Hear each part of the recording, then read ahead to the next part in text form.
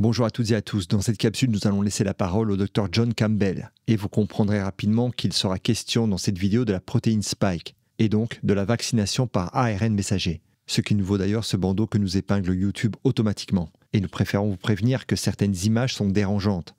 Car dans cette vidéo, le Dr John Campbell et son invité présenteront des images de très étranges sortes d'agglomérats blanchâtres, filamenteux, retrouvés un peu partout à travers le monde par les embaumeurs, les thanatopracteurs, ces gens dont le métier consiste à la toilette et la présentation de corps de personnes décédées. En effet, un peu partout dans le monde, les thanatopracteurs retrouvent dans les artères avec lesquelles ils sont amenés à travailler pour injecter leur préparation visant à la préparation du corps pour les obsèques, à savoir majoritairement l'artère carotide, donc au niveau du cou, et l'artère iliaque, donc dans le bas de l'abdomen. Ces embaumeurs à travers le monde observent donc de longs filaments blancs qui obstruent la circulation sanguine.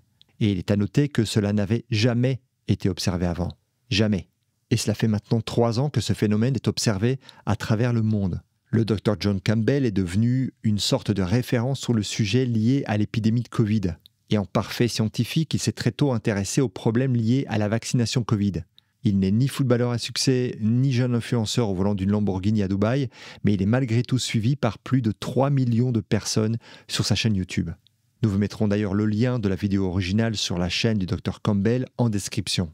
Et nous vous avons traduit ici certains passages. C'est réellement édifiant et plutôt effrayant.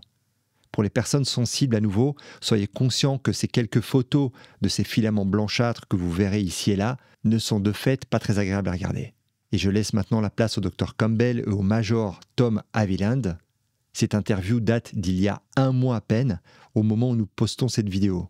Et nous avons entrepris, il y a un moment déjà, la réalisation d'une formation sur comment se débarrasser de la Proteine Spike dans l'organisme. Cette formation est maintenant disponible gratuitement sur notre site uneautresanté.fr. Nous vous mettons également le lien en description. Et nous vous annonçons également que nous allons à nouveau traduire certaines vidéos du Dr Campbell, car le contenu qui y est abordé est bien trop rare en langue française. Donc surtout, n'hésitez pas à partager nos vidéos. Et abonnez-vous pour rester informés. Well, I hope you found those early pictures interesting. They were supplied by Major Tom Haviland, who I'm going to introduce now. Tom, thank you for very much for coming on this video. John, thanks for having me on the show to talk about this very important topic. Now, Tom, as the name would imply, has been a major in the United States Air Force for a career. Also an engineer, mathematician, and data scientist and analyst. So in a good position to do this work. Now, what on earth are we looking at here, Tom, please? We're looking at white fibrous clots that have been supplied by embalmers, and they're seeing these all around the world. Embalmers are seeing these clots, and they're seeing them actually in a high percentage of their corpses, unfortunately, John, and they've been seeing mostly over the last 3 years. I actually have a small vial of the clots that I can show the audience live. I'll turn it slowly around so people can see the consistency of them. Yeah, you can see that really clearly. And what are they, and where did you get them, Tom? Got these from embalmer Richard Hirschman, who was featured in the Died Suddenly movie. Richard's been sending vials of these out to laboratories and scientists all over the world who are trying to examine the clots and figure out what they're made of. One of the theories is that they're made from amyloid protein. Amyloid is A-M-Y-L-O-I-D. It's just a fancy term for a misshaped or misfolded protein that builds up in our bodies. And there's some fibrin from blood clotting processes in them as well, is there?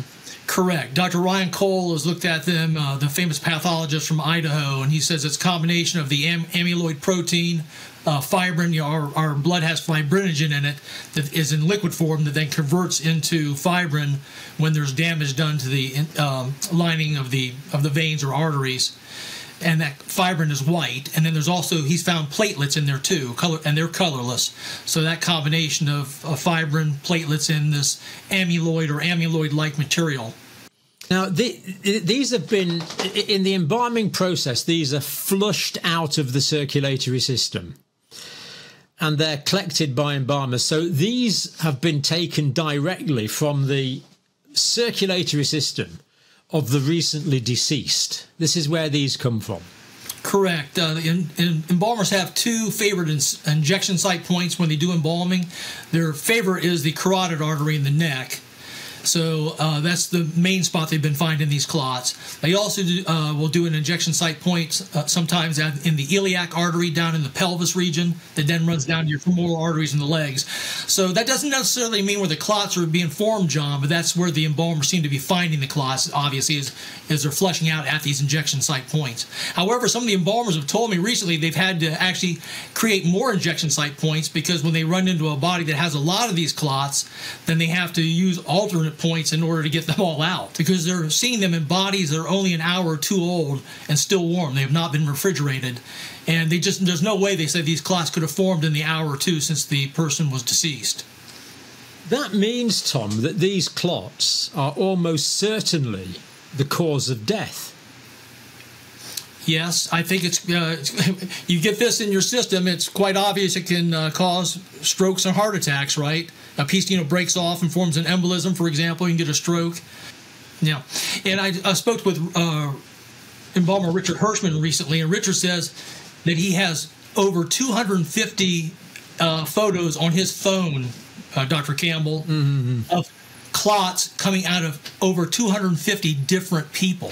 Masses of these things. I mean, what kind of volume are we getting? Like a pound of these out of someone, or it's shocking. 500 grams. It's incredible. Yeah, and there's different doctors and scientists around the world that are looking at the problem and trying to figure out how it's forming. There's a few theories that have come up recently because some of the embalmers didn't start seeing the white fibrous clots until the middle of 2021. After a certain event happened earlier that year.